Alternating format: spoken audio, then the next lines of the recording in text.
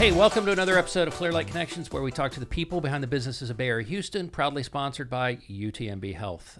Today's special guest, Leen Nahouli, and you are an audiologist with UTMB's Audiology and Speech Pathology Center. Did I get that right? Yes, it's now the Center of Audiology and the Center of Speech Pathology, but yes. So tell us about what you do there. You're an audiologist. So I'm an audiologist. I've have my doctorate's degree in audiology, and I've been at UTMB for 5 years. 5. So we test anywhere from newborns, 2-weekers, all the way. My oldest patient is 103, so going on 104. Still hearing well? No, but she's here. She's with us. She comes to her appointments, and we check her hearing aids, and she doesn't know what's going on, but that's okay. She can hear. Basically, what we do for the little itty bitties. Everyone, I believe it was since 2006, but don't quote me on that. I'm not sure. Every child born in the United States has to have a hearing screening done so that we can make sure that they can hear okay. So a lot of kids don't necessarily pass their birth screening in the hospital before they get discharged. So we get to see them in the outpatient to check their hearing, make sure everything's okay. And if it's not, we get to diagnose, dig further, deeper, see where the problem is, why they're not passing, do they have a hearing loss? And if they do, that's when we start our intervention of fitting hearing aids, fitting cochlear implants, depending on the type and degree of hearing loss. We monitor these kiddos as they get older, check their hearing aids. They eventually become adults. We check their hearing, kind of keep monitoring. But also a bigger portion of our patient base is the adults who have hearing loss. And age-related hearing loss starts at around 65 and above is when people start to notice it. That doesn't mean it doesn't happen before, but people start noticing hearing loss at age 65. So that's when we check their hearing, see what level their hearing loss is, fit them with hearing aids, and then monitor them. So that's just throughout. A natural thing that occurs as we age. Yes. But is it somewhat preventable? What can we as people be doing to make sure that we maybe extend that shelf life? Really the reason they started Better Hearing and Speech Month is to raise awareness to the types of hearing loss that could be preventable, because there's really there's only one type of hearing loss that is preventable, and it is noise-induced hearing loss. About approximately, I believe, 1 in 8 kids in America right now, aged 16 or 6 to 19, have noise-induced hearing loss. They have hearing loss because their earbuds are too loud, AirPods are too loud. Unfortunately, here in the South, a lot of kids go shooting, hunting without any earplugs, without any earmuffs, so we have noise-induced hearing loss from that. Fireworks, concerts, things like that. That is the only type of hearing loss that is preventable because it's simple. Just plug your ears, muff. So what would be the frequency of like a concert goer? At what point does it start to affect somebody? So the way I like to think of noise exposure is dosage. So the louder the noise, the more the dosage of noise you're being exposed to, the less amount of time you're able to be in that environment without causing permanent hearing loss.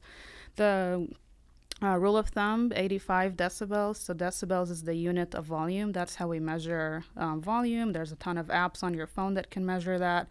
But the golden rule is 85 decibels is safe for you to listen to for 8 hours. Okay. If you go up to 105 decibels, you probably can only listen to that for 30 minutes or so.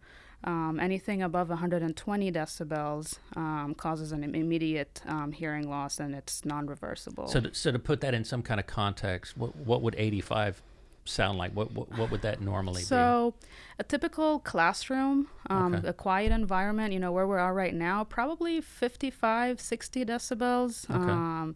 85 decibels would be like a pretty loud sound, kind of when you're listening to music and you're kind of still hearing things around you, but not quite. That's around 85. 120 would be a jet blast going next to you. Most concerts, the Astros, games, things like that, they try to get the people to go above 100 decibels. That's pretty loud. Yeah. I'm not too happy when we see that, but it does, hype people up. Yeah. But 85 for 8 hours is kind of the golden rule. And anything above that, we should either limit the time, or if you have to be exposed to that, a lot of workers are exposed to that, just put some earplugs, put some earmuffs to just soften that dosage a little bit so that you can be exposed to that sound for longer. Another good rule of thumb is for kids who are the AirPods, Bluetooth headsets, or whatever. If they're in your ear and the other person can hear them, that's too loud. I have to tell my kids that all the time. Yes. I don't want to hear your music. Yes. If they're in your ears and as a person using them and you cannot hear the other person standing in front of you talking to you, that is too loud. Okay. So that's kind of a good indication of when it's too loud or not. And most phones now, they monitor how much the output of the AirPods are, or the earbuds or whatever, and then you can kind of limit it at 85 so you can be at a safe dosage for noise.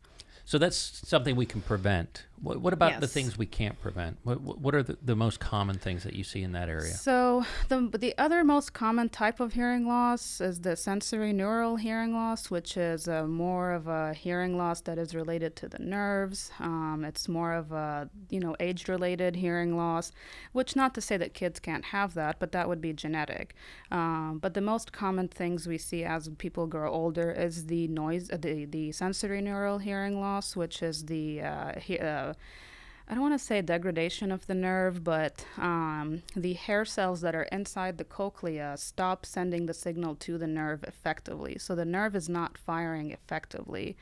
That's where we start to see some of the degradation. Now, hearing aids could help, and they could amplify that sound. They can get that signal to the nerve, better. But at some point, the hearing aids no longer work because that degradation is just too much, and that's when cochlear implants come in. Yeah, tell me about cochlear implants, because, obviously that's the next level. How do they work? Yeah. So the way I like to explain it to my patients when they come in, because a lot of times they put in hearing aids, they're absolutely greatly programmed, they can hear, they always tell me, I can hear, I just can't understand. Unfortunately, we cannot do anything for understanding. The degradation of the word recognition is not something that we can fix with the hearing aid because it's a little bit more related to the nerve. So what we want to try to do is to force that nerve to fire, to send electrical signals to the brain appropriately. The hearing aids can only do so much. What the cochlear implant does, it's an implant, but it goes into the cochlea and it kind of goes to the nerve and sends those electrical impulses to the nerve to say, hey, fire altogether, not degrading the signal, just fire altogether. And it just sends a clearer signal to the brain. It is a different kind of hearing. When we're hearing through the hearing aid, we're still trying to use our normal stirrup, anvil, the bones, all of that. We're still trying to listen acoustically, whereas when we're doing a cochlear implant, we are sending electrical impulses to the brain, literally. So it's just a different way of hearing. It's an electrical hearing. So how do patients describe that? Usually like Donald Duck, Mickey Mouse. Really? Yeah. But they'll learn our brains are so plastic that you'll start to learn that Donald Duck talking down there, that's what a new S sounds like. Yeah. I remember I had a patient who just kept hearing a sound that did not know what it was, ended up being a lady walking down the hall with heels. So they heard it, they just weren't able to process what that was, because it just sounded like an electrical sound.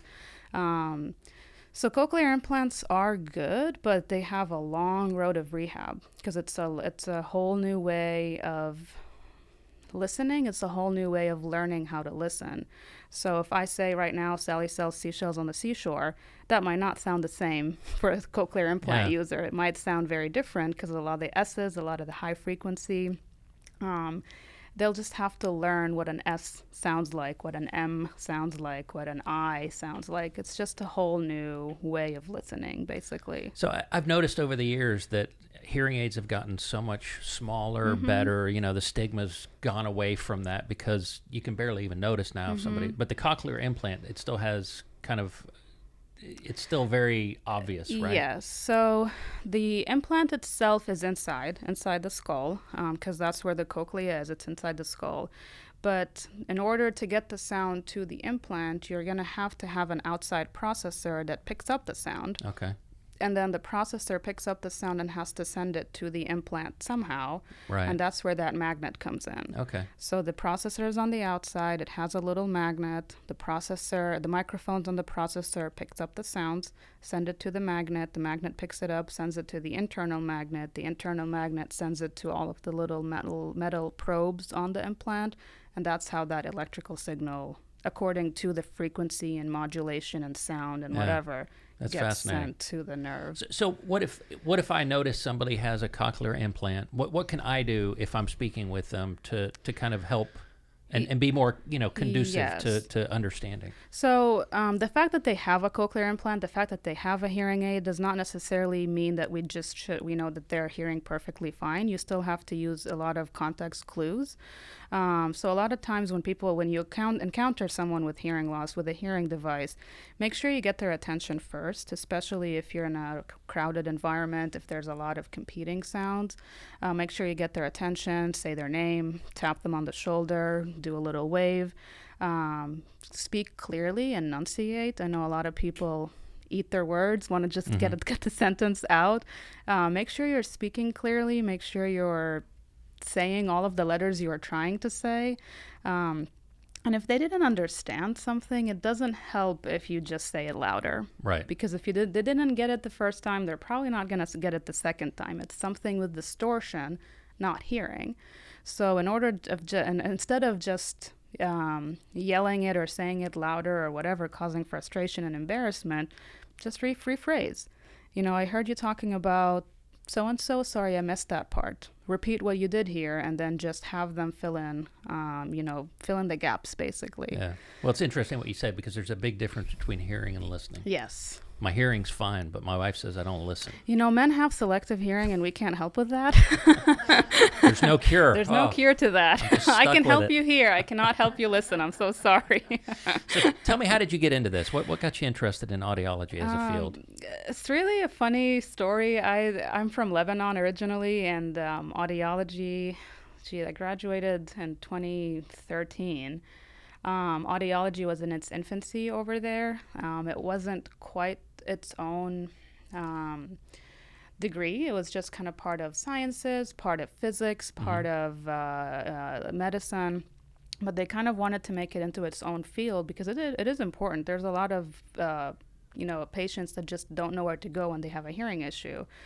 So my advisor was like, do you want to come back and become a faculty member and take this program up and running? And I said, sure. What do I need to do? And he's like, can you go to the U.S. and get a doctorate? So I'm like, sure, I guess. So I applied and I got in. And you're still here? I'm still here. So what do you like about UTMB? I've heard, just great things about the culture. Yeah, so it is the culture. Kind of the biggest thing we do like about our program is the coworkers. We get to work with our friends every day. But it's also our patients, our patient base, especially now that we're expanding to kind of the southern Houston area. We're able to see a lot more patients. We're able to serve a lot more of the area, and to just kind of keep them within our system, because we do provide the gold standard care. Our guidelines are based off of research and all of that, and we're always looking to make our guidelines better. Are we do we need to update any protocols? Are we good? Are we is there anything that has changed? Things like that. So we do enjoy working with our patients. Yeah. And you said it's speech and hearing awareness, and really people take hearing for granted, but it's a very complex thing, and it's so easy to damage it that you really have to pay attention to it. Yes, definitely. And that's why we are raising awareness really for Better Hearing and Speech Month, because you take it for granted, and there, at least for one type of hearing loss, there is something we can do to stop it. Yeah. There might be another one, with Q-tips. If you push the wax deep enough in your ear, and if you just impact that wax, you're just going to make an earplug, and you're going to have hearing loss. And if you take the earplug out, your hearing, comes back. But Does a Q-tip necessarily cause hearing loss in itself? No. Okay, good. 'Cause I can't get out of the shower without Yeah. using it. If I don't, I just feel like there's water in there and it drives me crazy.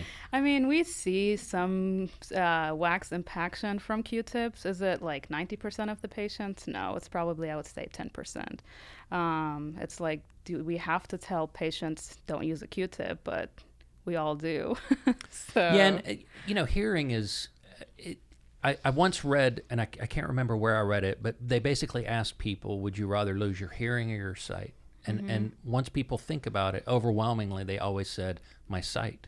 That's how important hearing is to us. Yes. It's the number one way we communicate with each other in the world out there at large. Yet we still see a lot of adults who are resistant to hearing aids because they make them, quote unquote, look old. And I usually tell them, you being in a crowded environment and saying what all the time makes you look a little bit older than just having hearing aids. Because like you said, the hearing aids are now sleek, they're slim. It's not the hearing aids making you look old, it's you being old. Yeah. I'm not sure they can handle that level of honesty. I don't know. I usually don't try to use the word old. I usually say age-related, as we're getting a little bit more advanced in age, because people don't really like the word old. But so you're saying 65 is when it usually starts. So in our mid-60s, we should really be paying close attention, probably getting tested at least, once a year or so. Yeah, that would be kind of a good, if you want to get a baseline to make sure, your hearing is normal and then start testing. But signs to look for is, a lot of times people come in, I can hear, but I can't understand. That's kind of tells us, because when we're looking at hearing, it's not like vision. I can see or I can't see. I can see clearly or I can see blurry. It's not like that. When we're testing someone's hearing, we're testing the low pitches, we're testing the mid pitches, we're testing the high pitches, so bass, treble, things like that. A lot of times the bass people hear really, really well, because if you think of your cochlea, it's like a snail, right? The bass pitches are housed inside of the cochlea all the way at the very inside, so they're kind of protected. And then we start losing the ones on the edge of the tail of that snail. The high pitches are on the tail. We start losing a little bit of a high pitches, and then it goes to the center.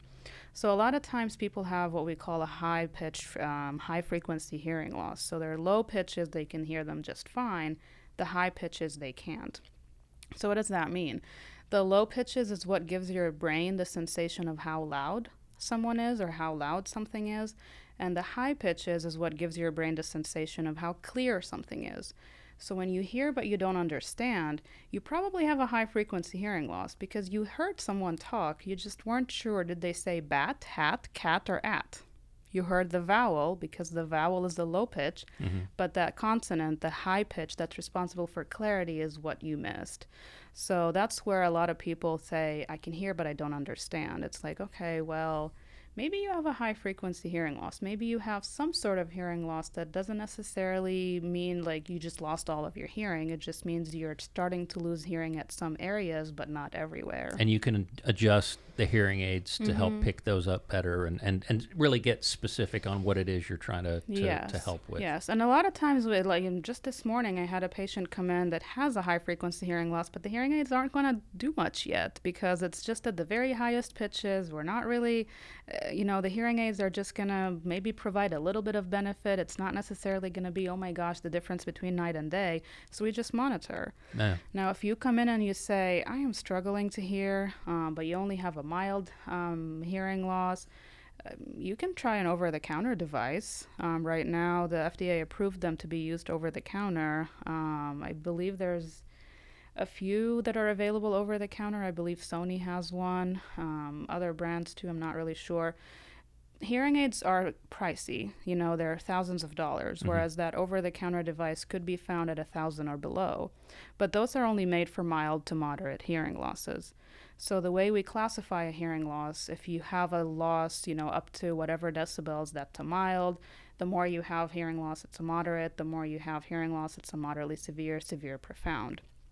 So to start off, if you feel like starting to have a little bit of difficulty hearing, starting to want to have a little bit more extra help, we can start off with an over-the-counter device that are now available at the pharmacies, and then go on to a hearing aid once we actually need it. So. Okay. So there's options available. Yeah. Kind of work your way into it. Mm-hmm. Yeah. Yeah. So what is it you want to tell people?